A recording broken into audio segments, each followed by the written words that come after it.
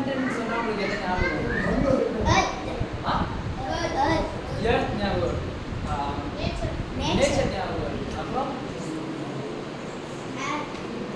ஏர் ஞாபகம் வரும். தமிழ்ல என்விரான்மெண்ட்டுக்கு என்ன வார்த்தை தெரியுமா? சுற்றுச்சூழல்னு சொல்லுவாங்க. ஸோ சுற்றுச்சூழல்னா எதாவது எக்ஸ்பிளைன் பண்ணுறீங்களா? சுற்றுச்சூழல்னா என்ன? அதே கேள்வி தான் திரும்பி நான் தமிழ் இயற்கை அதே ஆன்சர் நீங்கள் ஒரே அந்த என்விரான்மெண்ட் சுற்றுச்சூழல். ஸோ நம்ம என்விரான்மெண்ட்ன்றது நம்மளை சுற்றி என்ன இருக்குது. இப்போ நம்மளை சுற்றி இந்த ரூம் இருக்கா, இந்த ரூம் வந்து நம்ம க்ளீனாக இருக்கணும், இருக்கிறாங்க, துடைக்கிறாங்க, ஒட்டை இடத்துலாம் அடிக்கிறாங்க.